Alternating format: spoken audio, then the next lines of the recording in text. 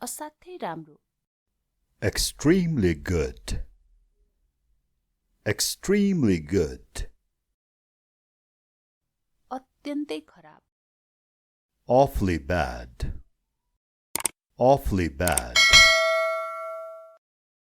खुसीको पल moment of joy, moment of joy,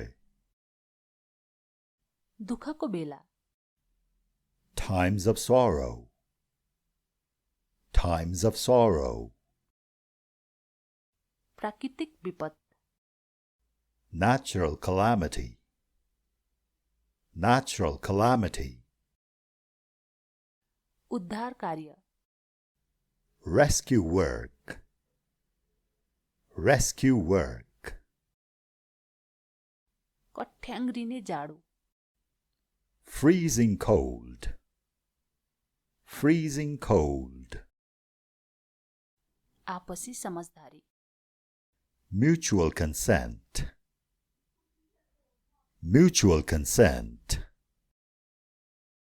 हतारको निर्णय hasty decision, hasty decision, राम्रो बानी good habit, good habit, नराम्रो आदत bad habit, bad habit, बिर्सिने बानी habit of forgetting, habit of forgetting, सम्झने शक्ति memory power, memory power, देशभक्त patriot, patriot, देशद्रोही traitor, traitor, स्वतन्त्र उम्मेदवार independent candidate, independent candidate, निष्पक्ष चुनाव fair election, fair election, इच्छा शक्ति willpower, willpower, आशीर्वाद blessing, blessing, दान donation, donation, पाप र पुण्य vice and virtue, vice and virtue, पुण्य कार्य virtuous work, virtuous work, सामाजिक सञ्जाल social media, social media, छाडापन obscenity अथवा profanity, obscenity, profanity, छाडा शब्द छाडा शब्दलाई अंग्रेजीमा भनिन्छ swear words, expletives अथवा curse words, swear words, expletives, curse words, छाडा बोल्नु use swear words अथवा curse, use swear words, curse, सराप्नु सराप्नुलाई पनि curse नै भनिन्छ, curse, आशीर्वाद दिनु bless, bless. एकजना नेपाली भाइ अमेरिकामा पुगेर समस्यामा पर्नुभएछ। उहाँले मलाई आफ्नो समस्या यसरी सुनाउनुभयो। मैले नेपालमा 12 वर्ष लगाएर सिकेको अंग्रेजी यहाँ कसैले बुझ्दै बुझ्दैन, न त म उनीहरूले बोलेको नै बुझ्छु। हुन पनि हो, अंग्रेजी भाषीहरूको अंग्रेजी बोल्ने आफ्नै विशिष्ट शैली हुन्छ। यदि तपाईले नेपाली शैलीमा अंग्रेजी सिक्नुभयो भने न त तपाईले बोलेको उनीहरूले बुझ्छन्, न त उनीहरूले बोलेको तपाईले बुझ्नुहुन्छ।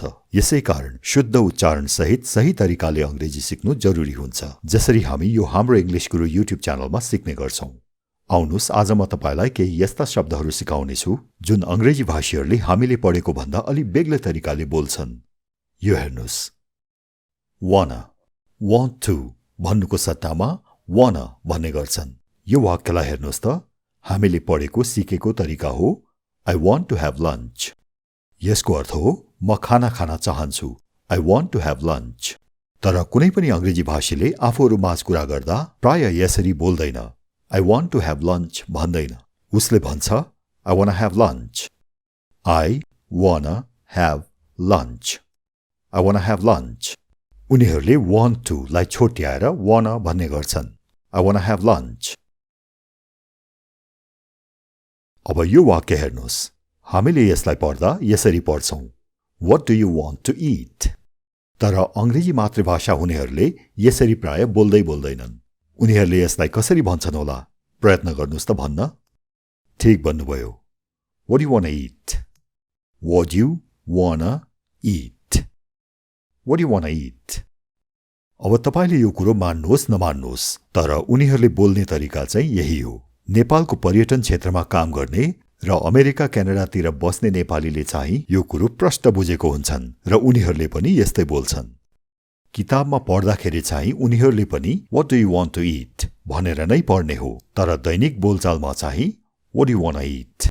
What do you लाई What do you र want to लाई wanna। What do you wanna eat? तिमी के खान चाहन्छौ अथवा तिमीलाई के खान मन छ? What do you wanna eat? अब यो हेर्नुस्। Going to यसलाई gonna। यो वाक्यलाई पढ्नु पर्दा I'm going to sleep now म अब सुत्न जाँदैछु। तर अंग्रेजी भाषीहरूले यसलाई बोलचालमा कसरी भन्छन्? I'm gonna sleep now। फेरि एकचोटि I'm gonna sleep now। यसरी going to लाई gonna भन्ने गर्छन् उनीहरूले। gotta, have got to को सट्टामा gotta। हुनै पर्छ, गर्नै पर्छ भन्नु पर्दा have got to र छोटकरीमा बोलचालमा gotta। यो वाक्यलाई पढ्दाखेरि We've got to go now। तर अंग्रेजी भाषीहरूले साधारण बोलचालमा यसलाई भन्छन् We gotta go now। We gotta go now। We gotta go now। अब हामी जानै पर्छ। We gotta go now। तपाई पनि भन्नुस् We gotta go now। पढ्नु पर्दा यो वाक्यलाई यसरी पढिन्छ Let's get out of here। यहाँबाट बाहिर निस्क्यौं अथवा यहाँबाट बाहिर जाउँ। Let's get out of here। तर दैनिक बोलचालमा अंग्रेजी भाषीहरूले यसरी भन्छन् Let's get out of here। Let's get out of here। Let's get out of here। तर एउटा कुरो याद गर्नुहोस् है, लेख्दाखेरि out of नै लेख्ने हो, बोल्दाखेरि out। लेख्दाखेरि going to नै लेख्ने हो, बोल्दाखेरि gonna।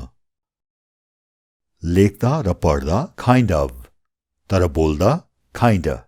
यसको अर्थ हो हल्का अथवा केही हदसम्म। I'm kinda sad today। आज म हल्का दुखी छु। I'm kinda sad today। अंग्रेजी भाषीहरूले प्राय यसरी kind of लाई kinda भनेर बोल्ने गर्छन्। I'm kinda sad today।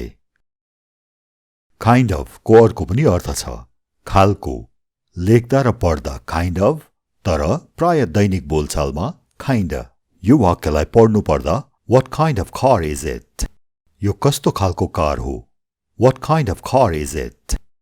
यसैलाई अंग्रेजी भाषीले बोल्नु पर्दा यसरी भन्छ What kind of car is it? फेरि एकचोटि सुन्नुहोस् र दोहोर्याउनुहोस् What kind of car is it? यसलाई फेरि एकचोटि सुन्नुहोस् र यो भागलाई ध्यान दिनुहोस् त What kind of car is it? What kind नभनेर What kind भन्छन् उनीहरूले। यसको पनि आफ्नै एउटा सानो नियम छ।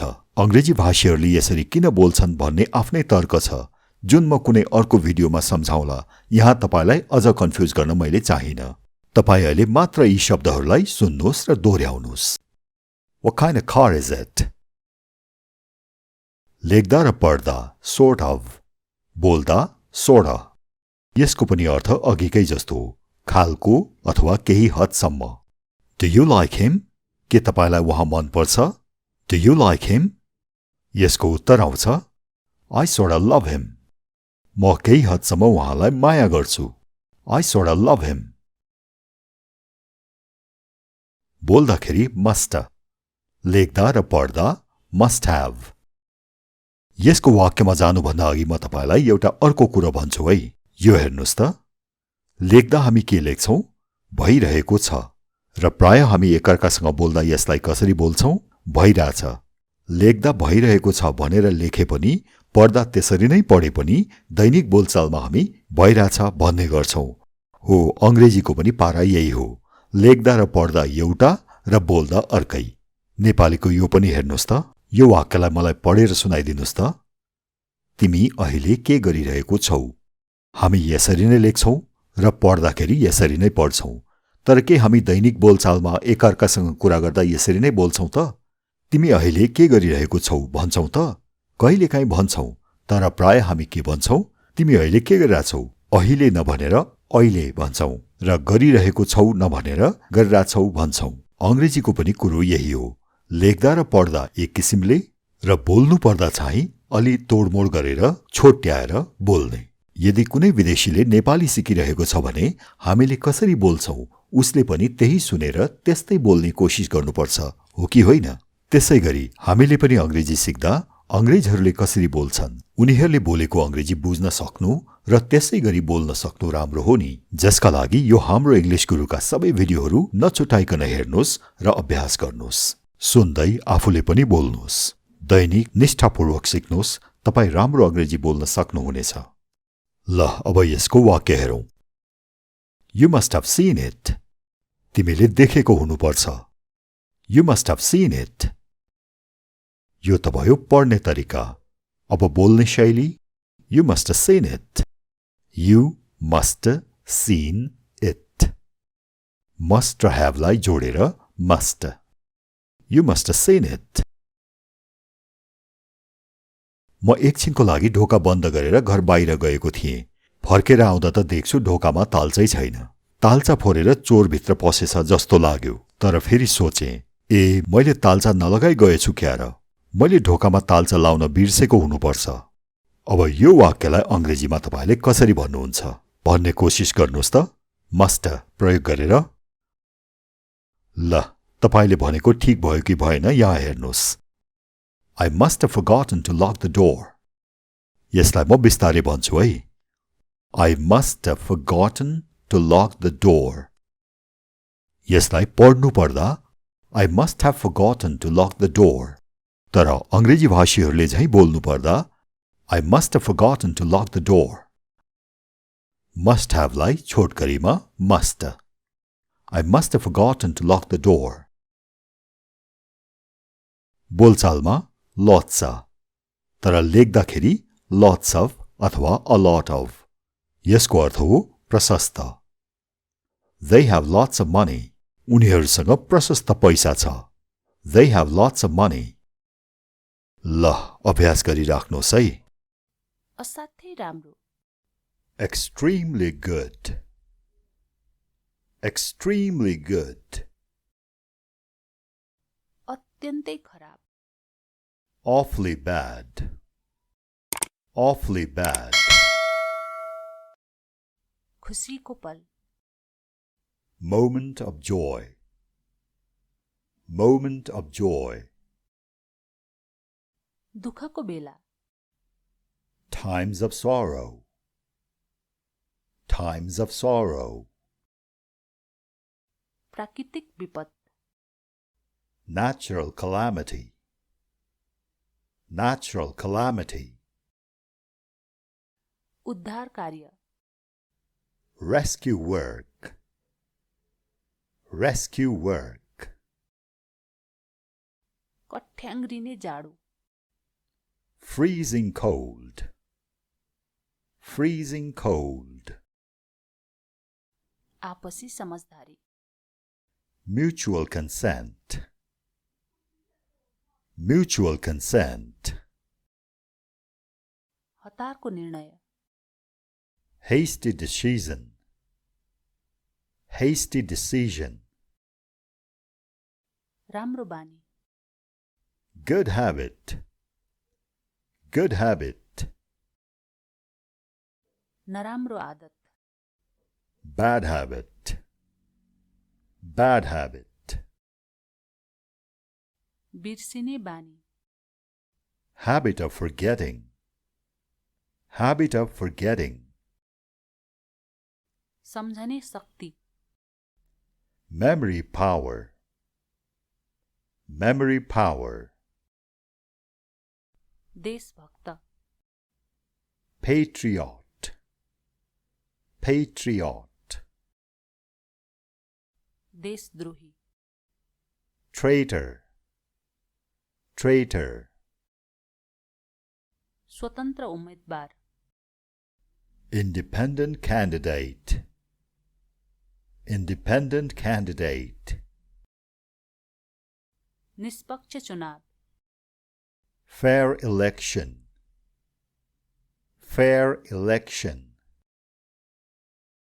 इच्छा शक्ति, willpower, willpower, आशीर्वाद, blessing, blessing,